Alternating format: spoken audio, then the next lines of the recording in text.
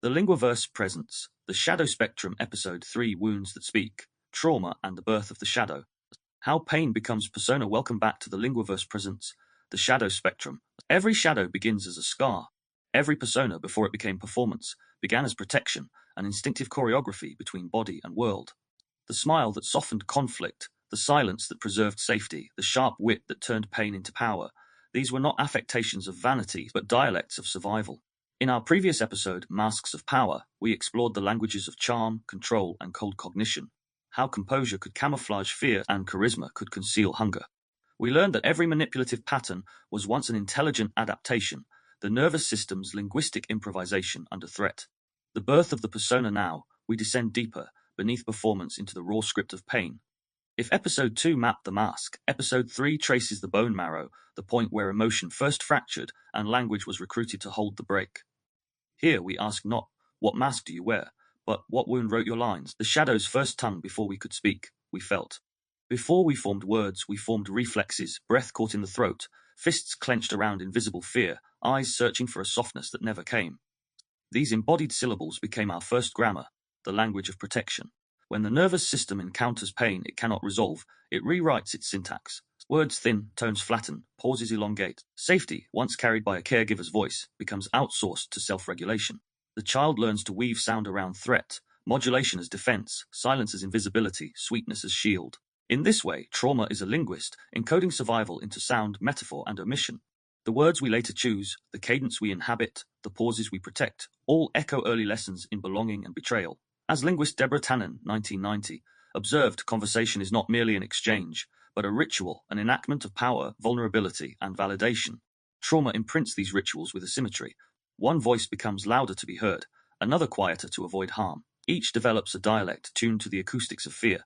Pain as author, persona as poem. Every wound tells a story. But when the body is forbidden to speak, the psyche narrates in disguise. Thus the persona, not deception, but poetry. A creative translation of unmet need into aesthetic form.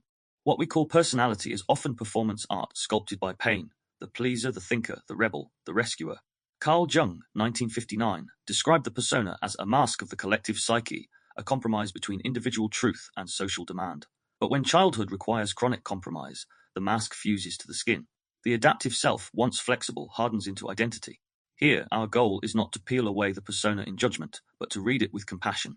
Every defense is a dialect of intelligence, every adaptation an act of creative resilience. Emotional dialects, the four tongues of protection. To understand how pain becomes persona, we must learn to hear the emotional dialects through which trauma speaks. Silence, safety through invisibility. The child unseen avoids punishment. Rage, safety through dominance. The child unheard asserts volume. Seduction, safety through attention. The child unloved performs allure. Theatre, safety through story. The child confused constructs coherence. Each dialect is a linguistic reflex, a nervous system syntax for staying alive. Silence truncates speech, rage accelerates it, seduction embellishes it, theatre dramatizes it. The tone, tempo, and vocabulary of our adult voices carry the fossilized rhythms of childhood threat. The nervous system as linguist neuroscience reveals that polyvagal states, Porges, 2011, directly shape vocal tone, phrasing, and prosody. When the dorsal vagal pathway dominates, voice becomes monotone. When sympathetic arousal spikes, sentences speed. When ventral vagal safety returns, speech steadies, melody re-emerges. Our words are thus somatic signatures, nervous system artifacts disguised as syntax. In nervous system language, NSL, we view these as somatic syllables, speech acts tethered to regulation. A sigh is a paragraph, a pause, a punctuation of fear. To heal linguistically is to regulate physiologically. The body must feel safe before the mouth can tell the truth. Archetypes of adaptation. To personify these dialects, we'll explore three core archetypes, each a grammar of pain-turned personality. The wounded strategist, sociopathy as armor, logic as love's replacement, the abandoned child, borderline as exposure, volatility as visibility. The performer, narcissism as illusion, image as intimacy substitute. Each archetype represents not pathology, but poetry, a nervous system's attempt to harmonize contradiction. These are not villains of psyche, but playwrights, scripting scenes of survival on stages of scarcity. The emotional alibi. Every defense tells a story about why it must exist. I'm just independent, says the child who was never helped. I don't need anyone, murmurs the heart once betrayed. I'm just passionate, insists the voice that confuses chaos with connection. These emotional alibis, narratives that justify protection, sustain the persona. To heal, we must cross-examine them with compassion, not contempt. Reflection prompt. Which emotion did you learn was unsafe to show? Trace your emotional vocabulary. Which feelings were forbidden, mocked, or ignored? Was anger shamed? Was sadness silenced? Was joy considered indulgent? Each absence in your lexicon marks a loss of self-expression. Practice. Journal your emotional alibi. Write the story you tell to rationalize your most protective emotion. E.g., I'm just not emotional, leading to the question of what memory taught that lesson. Name the emotion hidden beneath, not to accuse, but to understand. Because every persona was once a plea, and every wound a voice waiting to be heard. The grammar of pain is eloquent, even when unspoken. It choreographs our syntax, edits our tone, and sends our truth. To understand the shadow, we must learn to read the grammar of suffering, the subtle ways the nervous system composes safety through sound. Trauma as syntax. Trauma doesn't just change what we say, it changes how we say it. In a 2014 study, Van der Kolk observed that survivors often speak in fragmented sentences, shifting tense and pronouns, reflecting the disintegration of temporal and narrative coherence. Their language mirrors their physiology. Hyperarousal spawns tangents, shutdown spawns silence. Each linguistic distortion is a footprint of autonomic defense. The nervous system edits mid-sentence, pruning words too dangerous to feel. Consider the survivor who says, "It's fine, I'm over it," a statement punctuated by tight laughter and shallow breath. The syntax denies the somatic truth. The grammar of pain is contradiction. The body as editor. Before trauma reaches language, it's already been edited by physiology. A held breath removes a clause. A clenched jaw clips a word. When safety contracts, expression follows. Children learn quickly which sentences invite threat. I'm scared may summon ridicule. I'm angry may provoke punishment. So the nervous system learns to redact, excising honesty to preserve belonging. This linguistic pruning becomes personality. The compliant tone, the diplomatic phrasing, the habitual softening, each a residue of avoided rupture. As adult speakers, we continue this self-editing unconsciously. We choose euphemism over precision, apology over assertion, narrative over need. We inherit the syntactic skeleton of our earliest negotiations with power. The 4 emotional dialects. Let's translate the primary dialects of protection, each with its own tempo, metaphor, and muscularity. 1. Silence. The syntax of disappearance. Silence is not absence, it's architecture. For the child unseen, muteness becomes mastery, control through invisibility. Silence manifests linguistically as minimal response. Yeah, okay. Deferred disclosure. I'll tell you later. Passive voice. Mistakes were made. Somatically, it's dorsal, low tone, slow breath, and downward gaze. Philosophically, silence is both refuge and repression. It conceals chaos, but also coherence. To speak after silence is to risk re-exposure. Thus, many equate quiet with safety, even when it costs connection. 2. Rage. The syntax of survival. Rage is language at gunpoint, articulation forged in urgency. It's the voice of a body cornered, demanding agency through volume. Linguistic features. Rapid-fire repetition, elevated pitch and pace absolutes, always, never. Somatically sympathetic, flushed skin, clenched jaw, high shoulders. Rage insists, hear me or harm me. Beneath its bluster lies the fear of helplessness, a plea disguised as power. 3.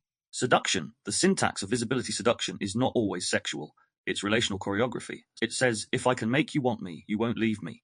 Features. Complements as currency, mirroring and mimicry, melodic prosody. Elongated vowels. Somatically, it's blended. Ventral voice masking sympathetic vigilance.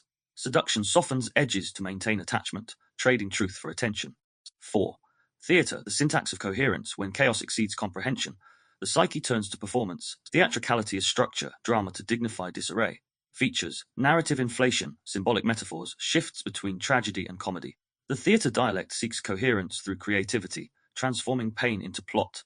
It is not deceit, but design, meaning-making as medicine. Trauma linguistics. Cognitive linguists like George Lakoff, 1993, remind us that metaphor is not ornament but architecture. Trauma survivors often employ container metaphors. I feel trapped, journey metaphors. I'm trying to move on, or weight metaphors. It's heavy, somatic echoes of effect. These metaphors reveal the spatial memory of pain, how the body encodes experience into a locative phrase. Healing requires metaphoric revision, shifting I'm stuck to I'm pausing. The nervous system's narrative in NSL, each state, dorsal, sympathetic, ventral, corresponds to distinct linguistic markers, these being state, tone, tempo, syntax, and example. Let's break them down. The state, dorsal shutdown, tone is monotone, tempo is slow, syntax is passive, and an example, it happened. The state sympathetic, fight or flight, tone is sharp, tempo is fast, syntax is repetitive, and an example, I can't. State ventral, which indicates safety. Tempo is calm and steady, the syntax is coherent, and as an example, here's what I feel. By noticing state-dependent speech, we decode the nervous system's hidden script. Case vignette, the muted child. A young boy grows up with a volatile parent, love unpredictable, anger swift. Each protest punished, each plea ignored. He learns that stillness is safer than sound. In school, teachers call him quiet but polite. As an adult, colleagues praise his composure. In arguments, he retreats into reason, voice low, sentences clipped. Linguistically, he has perfected the syntax of suppression. His safety depends on disappearing between syllables. Healing for him begins not with catharsis, but cadence, reclaiming rhythm before roar. Through breath and gentle articulation, he reopens the channel between diaphragm and declaration. Reclaiming the grammar of feeling to heal the grammar of pain, we must expand vocabulary, slow tempo, and restore congruence. This involves 3 practices. 1. Naming translate sensation into speech. My chest tightens, or I feel anxious. 2. Pacing match breath to syntax. Longer exhalations cue safety. 3. Anchoring. Align tone with truth. Authenticity regulates both speaker and listener. Over time, the nervous system learns that expression is not exposure, and voice does not equal vulnerability. Reflection prompt. What word did your body learn to fear? Identify a word you rarely say aloud: angry, lonely, needy. Where in your history did it become forbidden? Identification. Linguistic reflex audit. Note phrases you use to mask emotion. I'm fine, it's nothing. What truth hides beneath them? Integration. Daily naming practice. Each evening, write one sentence naming an emotion felt that day. No story, no justification. Rebuild your emotional lexicon one word at a time. Pain, once translated, loses its tyranny. When the wound is allowed to speak, the persona begins to rest. Next, we'll meet the first of our adaptive archetypes, the wounded strategist, and explore how logic became armor and clarity replaced connection. The wounded strategist, sociopathy as armor, logic as love's disguise. Not all silence is surrender. Sometimes silence is a scalpel, a precise cut between feeling and function. For the wounded strategist, affection has always been arithmetic. Safety, a solved equation. Where others feel first and think later, the strategist learned to think instead of feel, to reduce complexity to calculus, tenderness to tactics. Sociopathy, in this light, is not a void of empathy, but an engineering of safety. The nervous system attempts to control chaos by abstracting it, converting the volatility of emotion into the clarity of cognition. The result is not cruelty but containment, a psyche wrapped in rational syntax, words sharpened into weapons of order. This part examines the grammar of detachment, how logic becomes love's camouflage, and how intellect, when fused with injury, creates the illusion of invulnerability. The birth of the strategist. When warmth becomes a variable, the wounded strategist is not born cold. They are forged in contradiction. Imagine a childhood where affection is conditional, praise traded for performance, and kindness withheld until correction is complete. Love, when it appears, is precise, evaluative, and rare. In such a home, emotion feels dangerous. Joy invites jealousy, sadness evokes scorn, anger earns punishment. The child learns that to survive, they must predict, not participate. To anticipate the parent's mood becomes a form of love. To anticipate threat becomes a form of safety. Over time, anticipation replaces affection. The nervous system, flooded with cortisol and uncertainty, defaults to prefrontal dominance, logic as the leash on limbic chaos. In adult forms, this adaptation manifests as instrumental empathy, the ability to understand another's feelings cognitively without engaging them effectively. It is empathy retooled for risk management, connection through calculation. Philosophically, it is the tragic union of reason and fear, a mind too sharp for its own softness. Linguistic markers of armor language in the strategist reveals its lineage. Their speech is often clear, economical, even elegant, yet strangely effectless, a river without reflection. Common linguistic signatures include declarative dominance, statements over questions, conclusions over curiosity, nominal precision, preference for facts, metrics, categories, affective avoidance, few emotional adjectives, tendency to abstract feeling, it was unfortunate rather than it hurt, reframing reflex, shifting vulnerability into analysis, it's interesting that I felt that way, conditional phrasing, if I were you, empathy as hypothetical rather than embodied. In tone, they speak in measured intervals, rhythm controlled, prosody restrained. The body mirrors the grammar, shoulders squared, micro-expressions minimal, breathing shallow yet steady. This is ventral vagal mimicry, the appearance of calm created by suppression, not integration. Where genuine regulation breathes, the strategist holds. Their charm is often quiet competence, their power, composure. They don't raise voices, they raise stakes. The philosophy of emotional control from a philosophical lens, the wounded strategist embodies the Stoic ideal, but stripped of its soul. Where Epictetus preached acceptance, the strategist enacts avoidance. Where Marcus Aurelius wrote of virtue, they compute value. This pseudo-stoicism is not moral serenity but emotional anesthesia.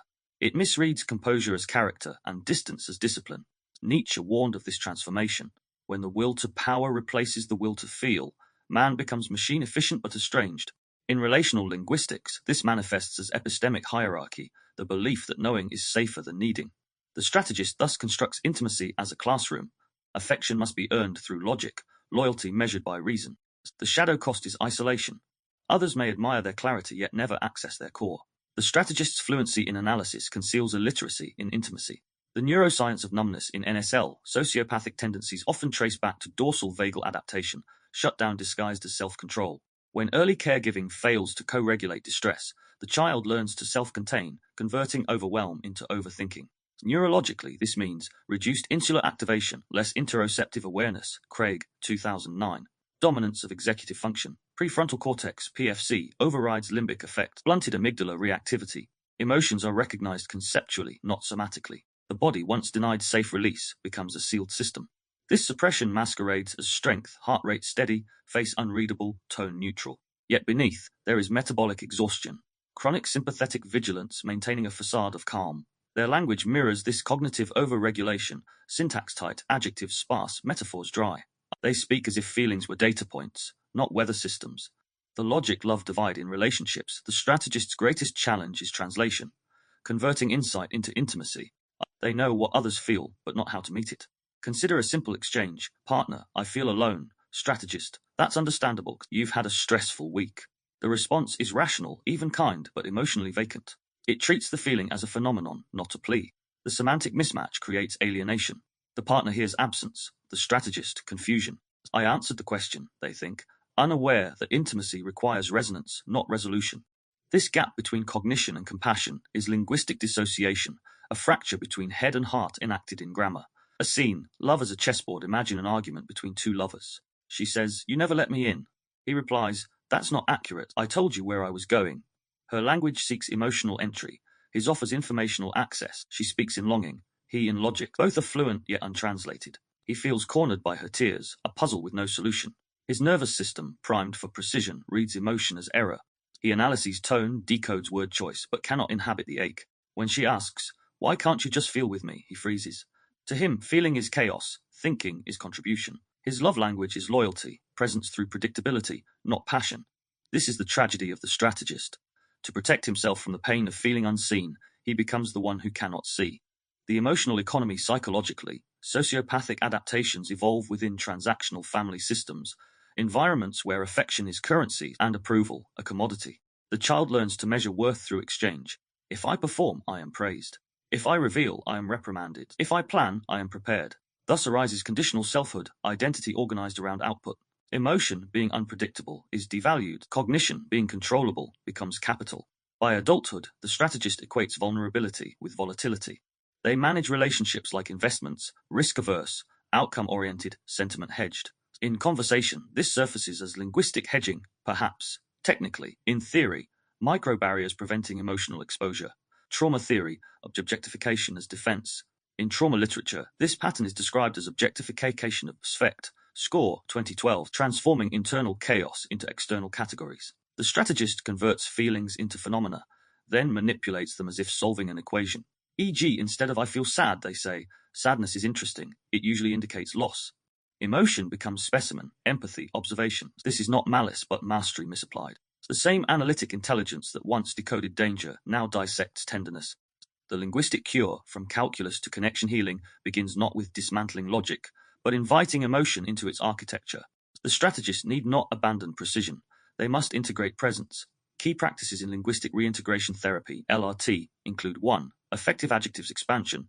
Create a lexicon of feeling words beyond fine or good. Speak them aloud, noting body resonance. 2. Declarative softening. Convert statements into invitations. "That's wrong," to "I see it differently. Can we explore why?" 3. Somatic synchrony. Pair speech with breath. Allow pauses for co-regulation. Truth travels best at the speed of trust. 4. Personal pronoun restoration. Shift from third-person detachment, "one feels," to first-person ownership, "I feel." 5. Narrative reversal. Rewrite stories of efficiency into stories of empathy. "I handled it," to "I needed support and found a way through." Each linguistic revision retrains the vagus to tolerate truth. The body's return as affect returns. The strategist often experiences somatic turbulence, tremors, sighs, and spontaneous tears. These are lexical releases, the body's backlog of unsaid sentences.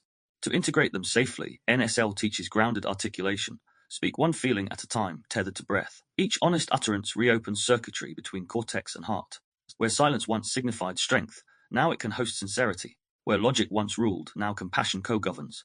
The strategist learns that precision and presence are not opposites, they are partners. Philosophical integration, the return of the heart. In moral philosophy, this evolution mirrors Aristotle's phronesis, practical wisdom born of feeling-informed reason.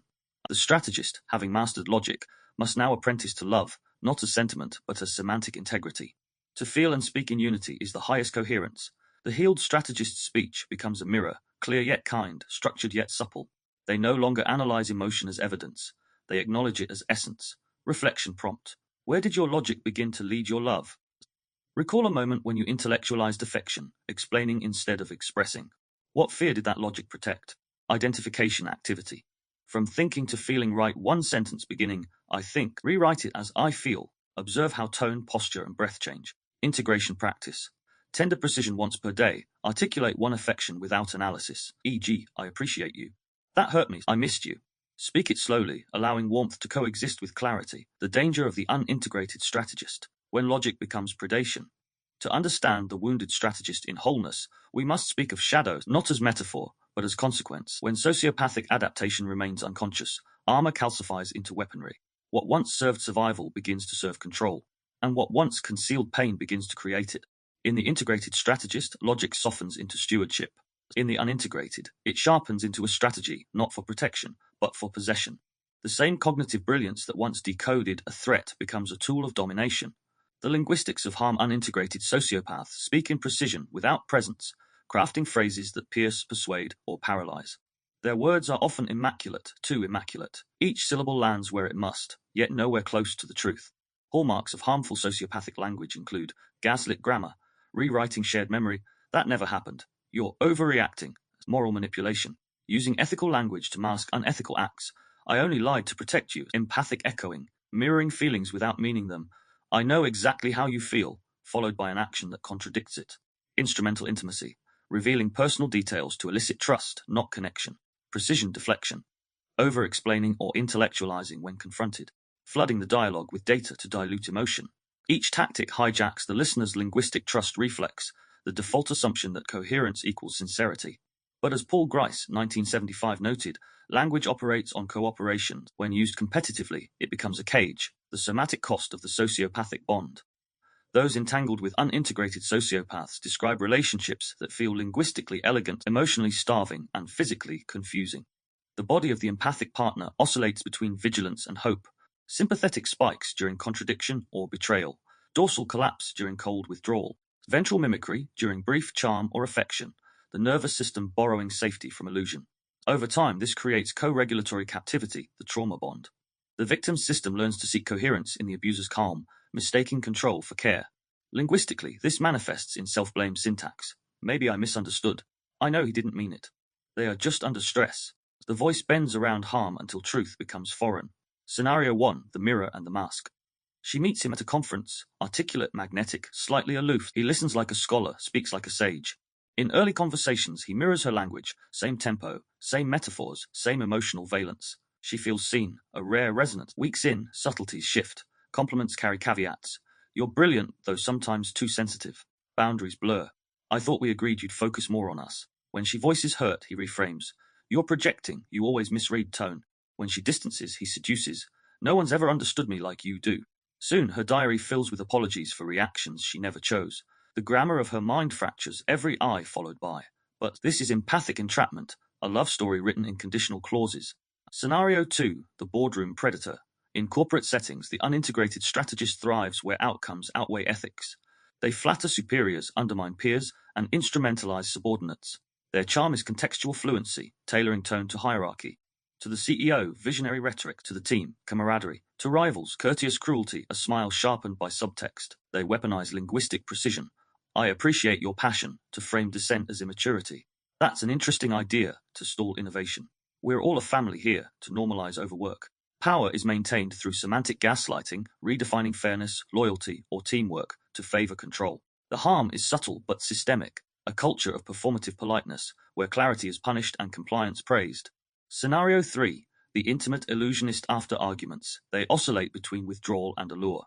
When their partner expresses hurt, they vanish emotionally, sometimes physically. Days later, they return with gestures of generosity, gifts, intimacy, confessions of care. Each act floods the partner's body with oxytocin and cortisol, a biochemical loop of reward and repair. This is not reconciliation, it's neurological grooming. Their affection is a script, their remorse rehearsed. When questioned, they turn rhetoric into refuge. You're too suspicious. Why can't you just enjoy what we have? The partner, confused by contradictions, starts editing themselves, linguistic self-erasure. Softer tone, shorter sentences, fewer I statements. Their nervous system shrinks to fit the other's calm. The Psychology of Predation research by Blair, 2005, and Cleckley, 1941, delineates primary sociopathy, fearless temperament, emotional flatness, from secondary, trauma-induced, reactive. The former manipulates by instinct, the latter by necessity. Yet both, when unexamined, exhibit callous, strategic cognition, the ability to predict others' states without internalizing consequence. Empathy is understood, not felt. Remorse is acted, not integrated. Apology becomes performance, not penance. This cognitive empathy, divorced from compassion, is linguistic mimicry, the echo of care without its resonance. Philosophical framing, the ethics of absence. The unintegrated strategist reveals the peril of intellect unmoored from conscience. Hannah Arendt's 1963 study of the banality of evil observed that atrocity often emerges not from sadism, but from abstraction when language cleanses blood from hands by naming it policy, necessity, or love. Similarly, in a microcosm, the unconscious sociopath commits harm through semantic sanitization. I didn't lie, I just didn't mention it. My personal favorite was that I forgot, I didn't think it was of importance. It's not manipulation, it's influence. Each euphemism exiles empathy, each justification erodes reality, somatic and linguistic recovery. For those exiting such entanglements, healing begins with linguistic reclamation. Trauma recovery isn't only emotional, it's grammatical. You must relearn how to say, I know what I felt. That happened. I do not consent. Each declarative reclaims nervous system territory once colonized by confusion. NSL practices emphasize vagal sovereignty, grounding breath, steady tone, and temporal phrasing. Speak in the present tense, it signals safety. Use first person, it reroutes agency. Pause, silence is the syntax of self-trust. Philosophically, this is the return from rhetoric to reality, language as liberation, not leash. Linguistic markers of integration, how to tell when the strategist is healing. They speak less to win, more to connect. Their voice softens without surrendering structure. They can say, I hurt you, without a clause of justification. They tolerate ambiguity, no longer equating control with care. Their sentences breathe. The difference is discernible, warmth without weaving, truth without theatre. Reflection prompt. When did precision become your protection? Recall a moment where you used logic to silence either yourself or another. What truth was too costly to feel? Identification activity. Hearing the harm revisit a past conversation that left you unsettled. Note phrases that sounded right but felt wrong. Circle contradictions between tone and truth. Ask, was this a connection or control? Integration practice. Reclaiming reality once a day. Speak one grounded truth aloud, no justification, no embellishment. E.g., that hurt me. I don't agree. I need rest.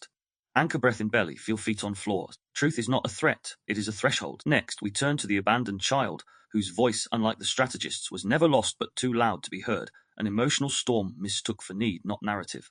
The abandoned child borderline as exposure. Need as narrative. Some wounds whisper and wounds that wail. If the wounded strategist learned to silence emotion to survive, the abandoned child learned to amplify it, to cry louder, love harder, hold tighter, hoping someone, anyone would stay. Where the strategist built armor, the abandoned child built theater. Where one concealed, the other revealed. And in that revelation, in the exposure of every raw nerve, the world often recoiled. Borderline structures are not born of malice, but of mismatch, a nervous system that feels deeply in a world that withdraws quickly. They are open circuits, hearts without insulation. Their greatest gift, emotional immediacy, becomes their greatest threat when containment is absent. When love is intermittent, identity becomes erratic.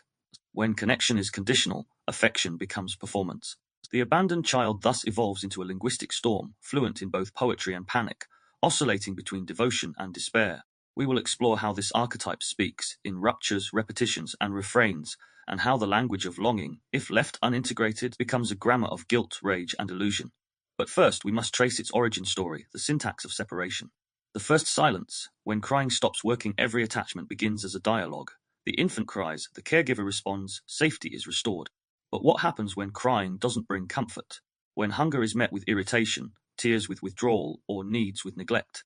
The infant learns that expression does not guarantee response, that the bridge between self and other is unreliable. To restore connection, the child experiments louder cries, sweeter smiles, stranger tricks. If vulnerability doesn't work, maybe charm will. If anger pushes away, maybe collapse will pull closer. They become an artist of adaptation, learning that emotion is not simply felt, it is performed to be seen. Inconsistent caregiving creates intermittent reinforcement. Skinner, 1953. Attention comes unpredictably, training the brain to cling to possibility.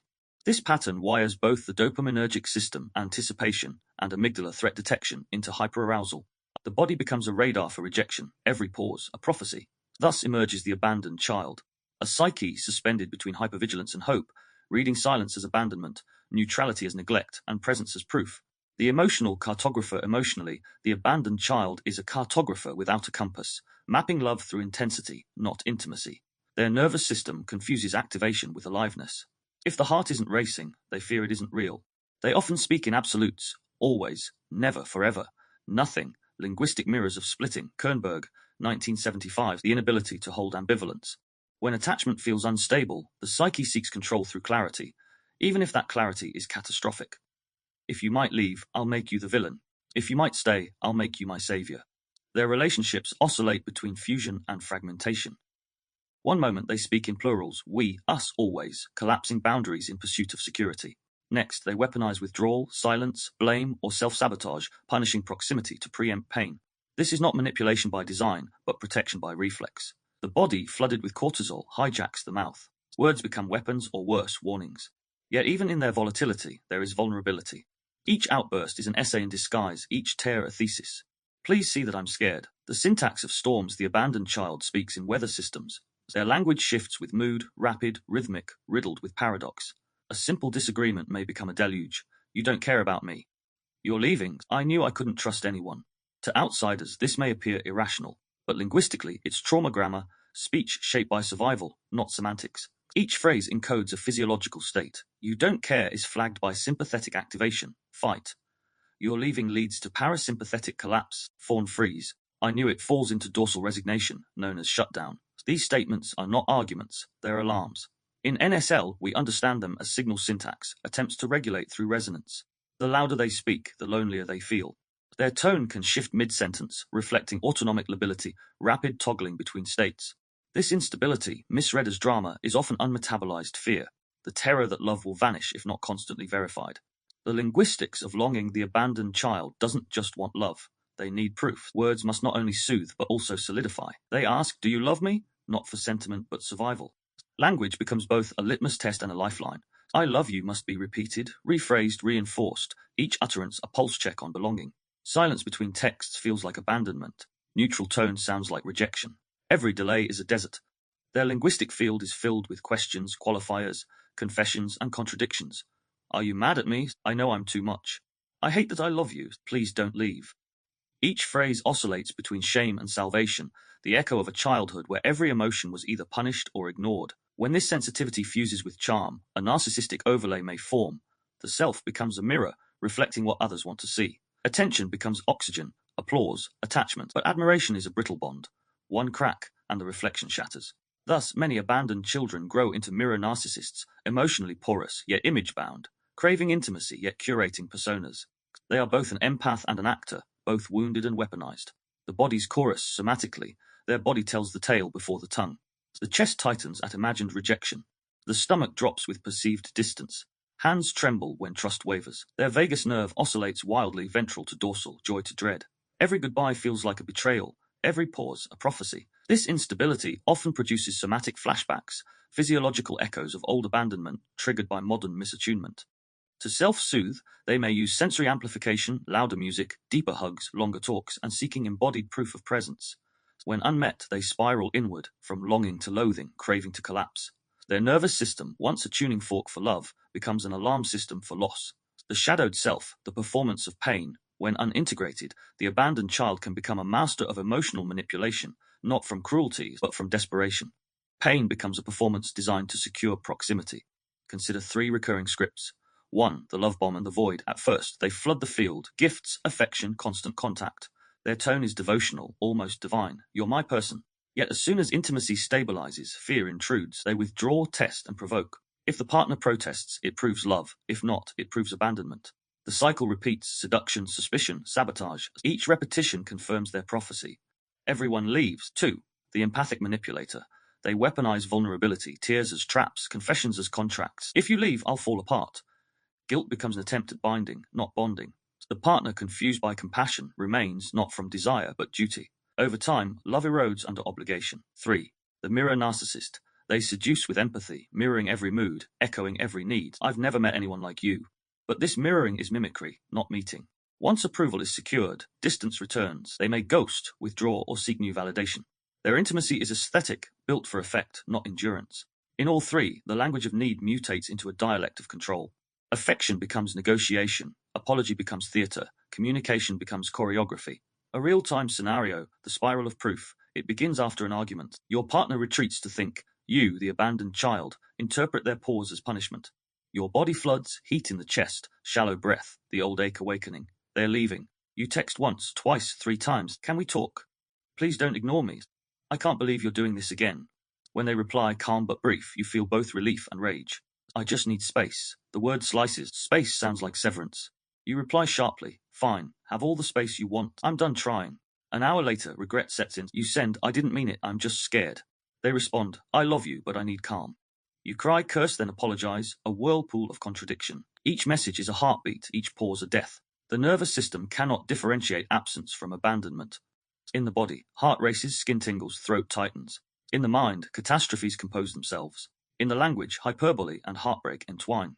Without awareness, this scene repeats across relationships, contexts, decades.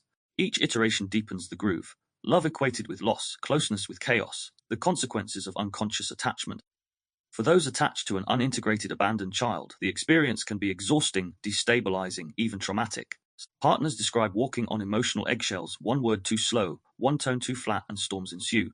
Common impacts include chronic hypervigilance. Partners scan for signs of eruption. Role reversal. They become the parent, the regulator.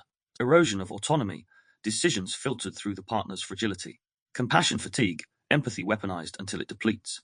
If left unchecked, this can evolve into emotional abuse, love laced with coercion. Guilt, threats, and self-harm gestures become levers of control.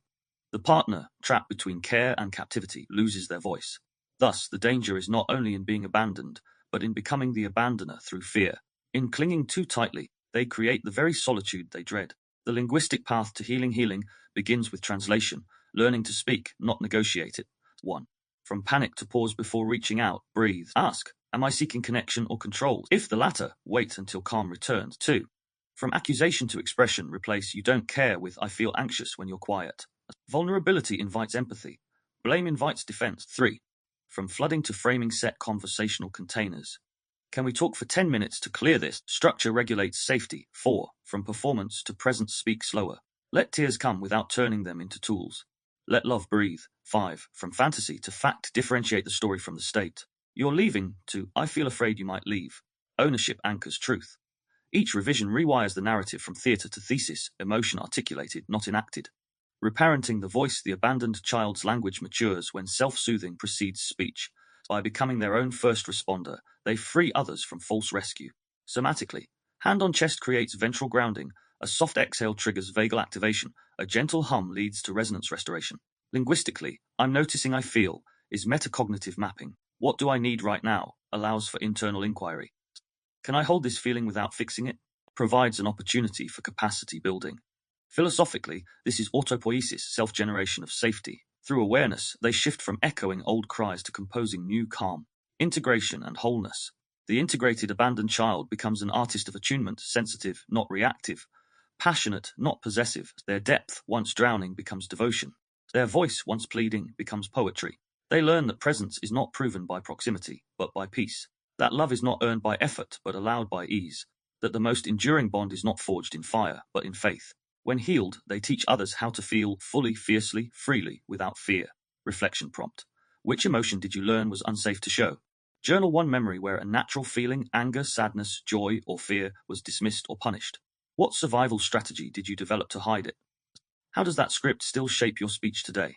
Identification activity. Journal your emotional alibi.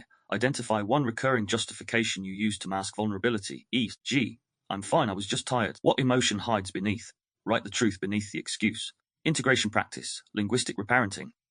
Next time you feel the urge to demand proof of love, pause and self-attune. Whisper, I see you, I hear you, I'm here. Then express need as a request, not a requirement. I'm feeling tender. Could you reassure me when you're ready? This small shift transforms longing into language and need into nourishment. The theatrical self-narcissism as illusion, theatre as safety. To be unseen is a wound, to be unseen while present is a curse. The performer was born the moment the gaze disappeared, when eyes that once adored grew distant, when attention that once nourished became conditional, when love shifted from being to doing. If the wounded strategist sought control through logic, and the abandoned child sought safety through closeness, the performer seeks survival through significance. To them, existence itself becomes an audition. Narcissistic structures are not simply egoic inflation. They are ontological defenses, armor woven from admiration. Beneath the mask lies not arrogance but amnesia, a forgetting of self so total that only reflection can restore it. The mirror becomes a lifeline, the audience, oxygen. But mirrors lie. They show shape, not substance. And so, the performer builds castles of charisma, cathedrals of charm, hoping one day applause will sound like love. This is the paradox of narcissism. A hunger for connection expressed as command, a longing for recognition enacted as dominance. They do not want to rule, they want to resonate, but have mistaken resonance for reverence. In this part, we explore the linguistic, psychological, and somatic architecture of performance, how visibility becomes validation, how identity becomes image, and how healing requires stepping off stage to meet the mirror unmasked. The genesis of the mask, love as spotlight. Narcissistic adaptations arise not from excess praise, but from conditional reflection. The child whose achievements are celebrated while emotions are scorned learns a dangerous equation. I am loved for what I project, not what I am. When affection depends on applause, authenticity becomes expendable. Smiles are rehearsed, sadness is rewritten, rage is redressed as charm. The caregiver's inconsistency, now attuned, now absent, creates a vacuum of attunement. Into this void, the child inserts performance. If vulnerability invites withdrawal, they learn to seduce through spectacle, achievement, beauty, humor, talent, intellect. They become fluent in social semiotics, reading cues, calibrating responses, and curating presence. Praise becomes their first language, silence their trauma. Over time, this linguistic economy warps the nervous system. The vagus learns to tether regulation not to internal cues but to external validation. Without an audience, they feel anxious. Without approval, they feel annihilated. They do not perform because they are vain. They perform because they vanish without performance. The linguistic architecture of persona. The performer's speech is often ornate, rhythmic, and magnetic. They use imagistic language, metaphors, flourishes, hyperbole, and craft identity through aesthetics. But beauty here conceals fragility. Key linguistic traits include amplification, emotions inflated to command attention. It was the best day ever, you'll never meet anyone like me. Deflection, avoidance of vulnerability through redirection. I'm not upset, you're overreacting. Monologue dominance, conversation as stage, not exchange. Interruption by adornment, shifting tension with humor or charm. Mirror phrasing, reflecting others' desires to secure admiration. I feel the same way. Tone-wise, they oscillate between grandiosity and grievance, one moment enthroned, the next exiled. When praised, they preen. When criticized, they collapse or retaliate. In mirror linguistic hypothesis, MLH terms, they inhabit reflective resonance, absorbing tone and vocabulary to simulate connection. Their nervous system seeks synchrony, but only as confirmation, not communion. Their language, though luminous, is centripetal. It curves toward the self. Every story, no matter how generous, eventually returns home. The somatic stage, the performer's body, is as expressive as their voice. Posture open, gestures fluid, eyes alert. They read micro-expressions as script and audience alike. This hyperexpressivity serves two functions. 1. Engagement, drawing others in through charisma and dynamism. 2. Surveillance, monitoring reaction to sustain regulation. Their physiology mirrors their psychology, outward energy masking inward emptiness. Beneath the animation lies somatic fragility. Breath held high, shoulders tense, micro-fluctuations in tone signaling subconscious scanning for approval. When unvalidated, their body tightens. When admired, it expands. The vagal system, tethered to applause, oscillates wildly. They confuse arousal with assurance, mistaking activation for aliveness. Stillness feels like death, silence, exile. The theatre of control performance, at its core, is about direction, choosing what others see. The unintegrated narcissistic psyche directs life like a play, casting, scripting, and editing in real time. They do not relate, they curate. Relationships become stages, partners, props, moments, monologues. This is not conscious cruelty, but existential necessity. Vulnerability threatens the illusion of invulnerability. To remain adored, they must remain in control. Thus, authenticity becomes dangerous. Admitting fault feels like fracturing the mask. Receiving help implies dependence. Saying I don't know sounds like irrelevance. They control not to dominate, but to delay collapse to keep the spotlight steady, the script intact. However, control through curation always collapses under the weight of reality.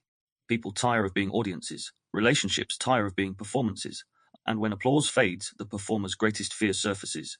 Without your eyes, do I still exist? The mirror illusion. Empathy as echo. Many narcissistic structures possess high cognitive empathy, the capacity to understand emotion, but lack effective empathy, the capacity to feel it.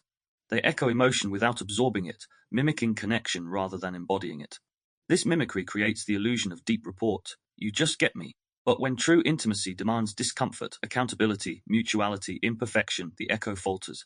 They may respond to vulnerability with impatience, or shift focus back to self, not from malice but misattunement. Emotional reciprocity requires a selfhood secure enough to receive. The performer's selfhood is scaffolded by perception. Thus, empathy becomes instrumental, deployed to secure admiration, withdrawn when inconvenient. Their warmth is real, but reactive, not rooted. This echo empathy deceives both giver and receiver. To others, it feels like soulmate synchronicity. To them, it feels like survival through simulation. But a mirror cannot hug. The negative spectrum, when the mask becomes a weapon, when wounded and unexamined, performance hardens into predation. What begins as adaptation devolves into exploitation, charm as camouflage, narrative as net. Unintegrated performers may gaslight, rewriting reality to preserve image. Triangulate, invoking rivals to provoke pursuit. Devalue and discard, idealize then abandon once admiration wanes. Feign vulnerability, to elicit sympathy and regain control. Sabotage authenticity, mocking earnestness as weakness. They are capable of profound emotional harm, not because they hate others, but because they cannot yet see them. In their eyes, people are mirrors. When mirrors distort, they shatter them. Consider the scenario. You share pain, they sigh, spin center. You say, I'm hurt, they say, you're overreacting. You need listening, they need loyalty. You seek truth, they seek triumph. In relationships, this dynamic can escalate into narcissistic abuse, cycles of idealization, degradation, and discard. The partner becomes a reflection, loved when adoring, loathed when autonomous. This is the empathy void, a hollow of understanding masked by eloquence. The performer's greatest cruelty is not what they do, but what they deny. Your reality, your resonance, your right to exist beyond their script. Real-time scene, the curtain call. Imagine a heated exchange between two lovers. You confront a lie gently, firmly. Their eyes widen, then narrow. After everything I do for you, this is how you treat me. The air thickens. Their tone climbs from disbelief to disdain, then to drama. You've never appreciated me. I'm the only one who's ever cared this much, and you're trying to destroy me. They begin pacing, voice rising. Tears follow, genuine in sensation, strategic in sequence. You don't know how hard I try, no one understands me. You feel the pull, guilt, confusion, pity. They approach, softer now. Come here, let's forget this. You know I love you. In minutes, they've rewritten the narrative. The lie dissolves, your hurt vanishes, and their spotlight returns. You stay, soothed but silenced. They win, not by reason but by rewriting. Your body knows, heart constricts, breath halts, truth dulls. You've been drafted into their play. This is how charm, when wielded without conscience, becomes psychological hypnosis, a language designed to rearrange reality. The ontology of illusion philosophically, the performer embodies Maya, the Hindu concept of cosmic illusion. They construct selves like sand mandalas, intricate and impermanent. Each persona serves a context, each collapse a crisis. They are both artist and artifact, crafting meaning to house a missing self. Beneath the glitter, a ghost whispers, "Who am I when no one's watching?" In existential terms, their struggle is ontological insecurity, Laying 1960, the fear of being unreal without recognition. Thus, they cling to mirrors, partners, followers, and audiences to maintain coherence. But identity built on observation is always unstable. When the world blinks, they blur. Linguistic liberation, speaking without script healing, begins with unscripted speech. To speak without rehearsing, to listen without leaping, this is radical. Practices of linguistic humility restore authenticity. 1. Micro-hesitations. Allow pauses. Silence is not loss, it's life. 2. Ownership pronouns. Say I was wrong, not mistakes were made. 3. Curiosity questions. Replace assertions with inquiry. How did that feel for you? 4. Reciprocal storytelling. Share then invite. Can you tell me your side? 5. Transparency statements. Part of me wants to impress you. Part of me wants to be honest. Each act dismantles illusion. Each pause invites presence. Somatically, this requires retraining the vagus to tolerate ordinariness. No aplause, no hecho, just quiet being. Over time, the performer discovers that truth, not theatre, sustains connection. Reintegrating the mirror integration doesn't demand destruction of the mask, but a relationship with it. The goal is not to shatter reflection, but to polish it, so it reveals, not replaces. Through mirror linguistic hypothesis and nervous system language, we teach the performer to notice. When am I mirroring, not meeting? When am I amplifying, not aligning? When am I performing presence, not practicing it? Each awareness reorients from external reflection to internal resonance. The voice drops, breath steadies, adjectives simplify.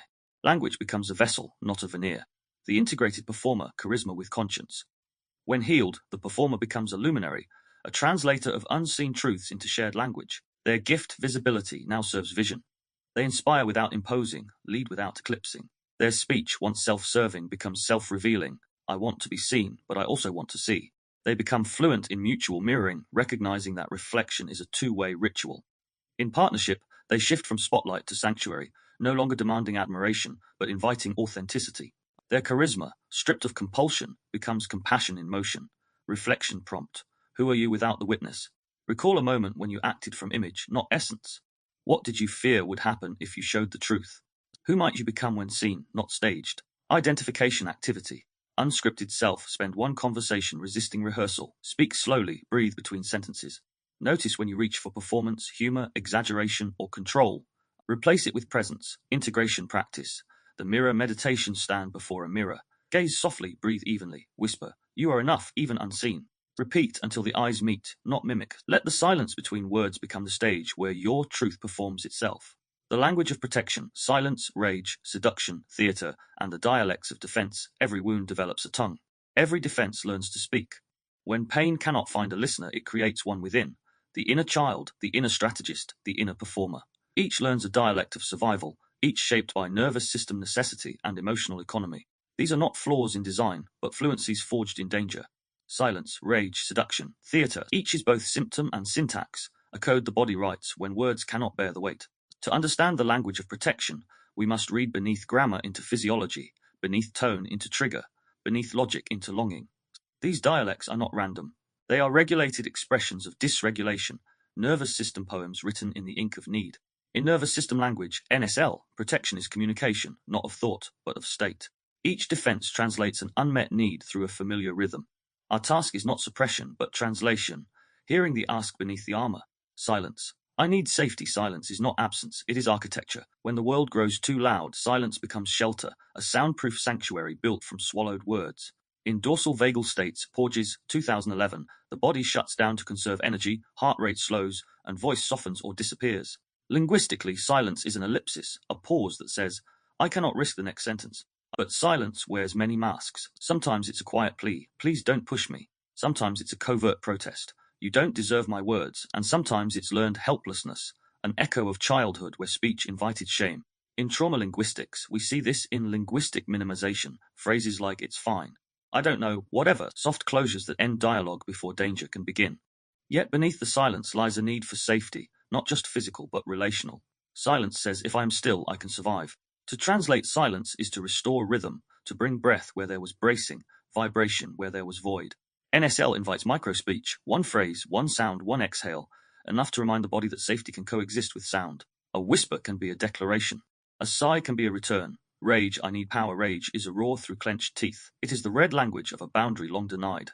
In sympathetic charge, adrenaline floods, voice sharpens, tone cuts. Rage demands recognition. It shouts because softer notes were silenced.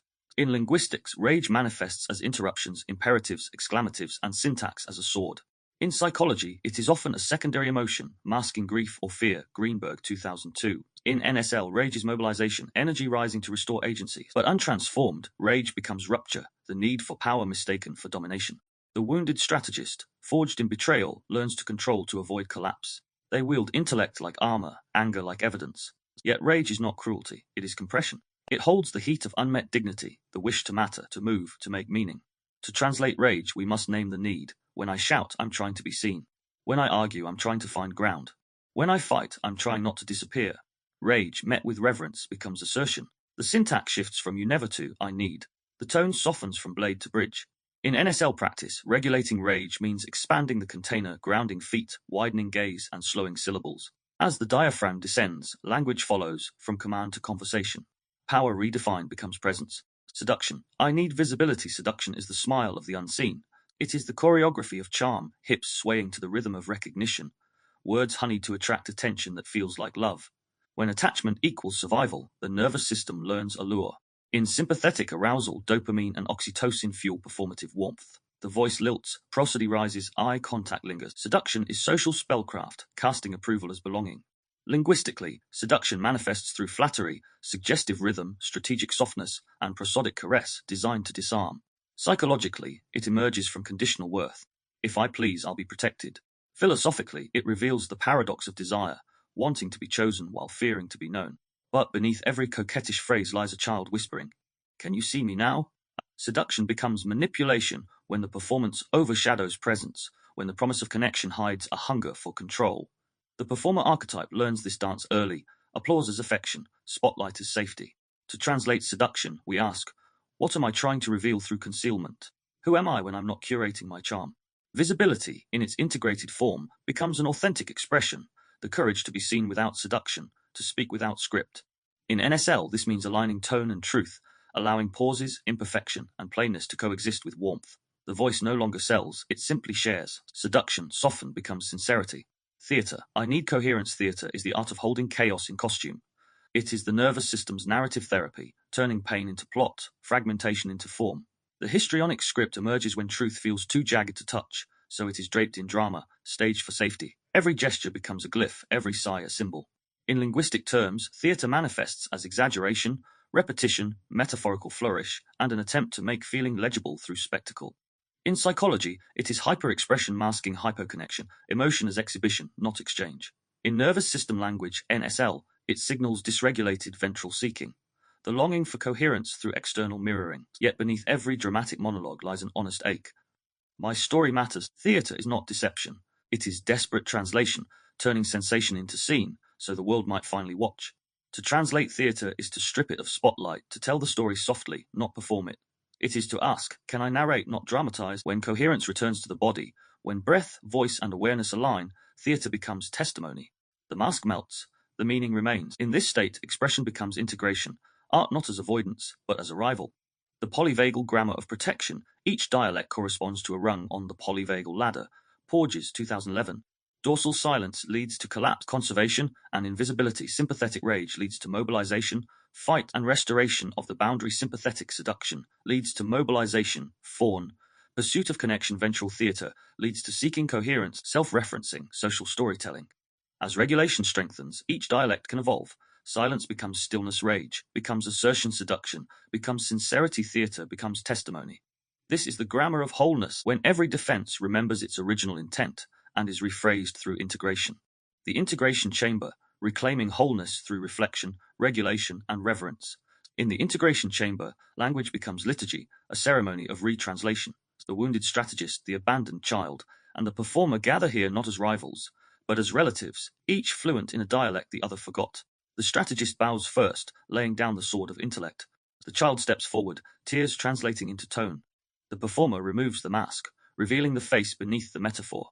Together, they speak a new language, one that requires no defense, because safety is internalized. Here, silence says, I'm listening. Rage says, I care. Seduction says, I'm here. Theatre says, I'm real. Integration is not erasure, it is orchestration. The goal is not to silence the dialects, but to seat them in symphony.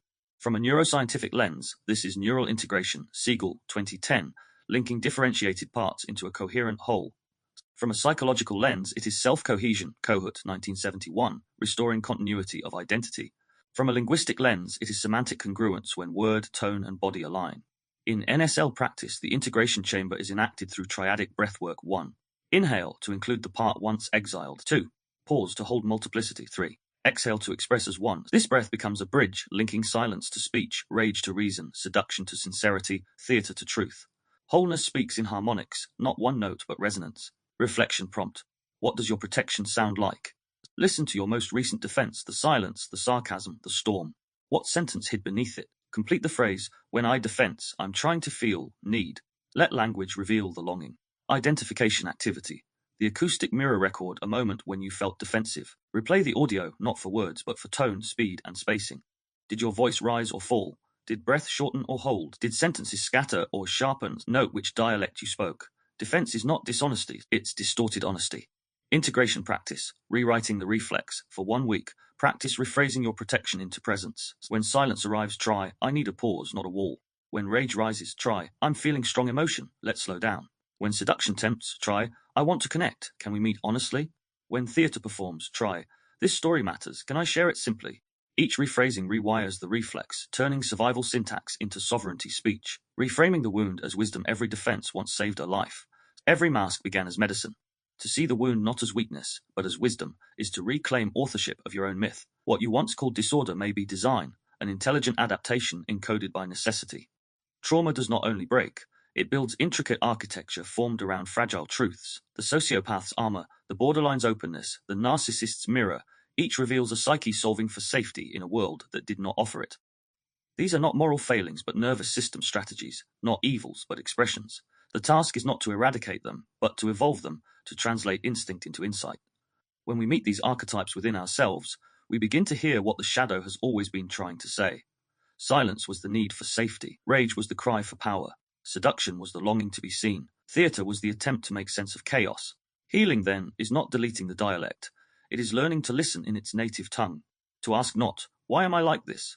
But what was I trying to protect when I became this way? In trauma linguistics, every repetition is a request. Every loop is a longing. The psyche replays what the soul still hopes to repair. If we can interpret the pattern, we can liberate the purpose. From a neuroscientific perspective, integration rewires the limbic signatures of fear, teaching the amygdala that expression is not exposure. From a psychological lens, it shifts identity from victim to narrator, restoring agency in the act of authorship. From a linguistic view, it refines our syntax, transforming reflex into resonance. The shadow's speech is sacred, its syntax was survival, its grammar is graceful. To live with awareness of this truth is to walk through the world as a translator of tenderness, decoding anger into assertion, detachment into discernment, charm into choice. Reframe each archetype not as pathology, but as philosophy. The wounded strategist teaches discernment through distance. The abandoned child teaches empathy through emptiness. The performer teaches meaning through metaphor. Together, they form a trinity of transformation, intellect, emotion, and imagination, awaiting integration. The true art of healing is not to silence the shadow, but to let it sing in harmony with the light. Next up in the Shadow Spectrum series, Episode 4, The Mirror Maze, Identity, Illusion and Reflection Hunger, the performance of self in the age of attention. As we step beyond the language of protection, we enter the labyrinth of reflection, where the self becomes spectacle, and identity, a performance. If Episode 3 taught us how pain becomes persona, Episode 4 will reveal how persona becomes prison. In The Mirror Maze, we'll explore the architecture of attention, how digital mirrors multiply identity, how validation becomes visibility, and how the hunger to be seen can eclipse the capacity to see. We'll decode narcissism as performance, the self staged for survival. We'll study histrionic spectacle, feeling amplified for applause. We'll meet codependent invisibility, the disappearing act done in devotion. Through linguistic inflation, we'll examine how modern speech confuses feeling with fact. I feel, therefore I am. I post, therefore I exist. We'll trace how social media, the new oracle of worth, speaks in algorithms that reward exaggeration.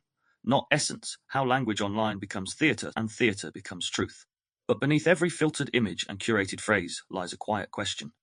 Who am I without the witness? In this next reflection, we'll return to mirror linguistics, exploring how self-concept forms in feedback loops, how attention shapes articulations, and how performance can both reveal and revoke authenticity. You'll be invited into a deeper dialogue.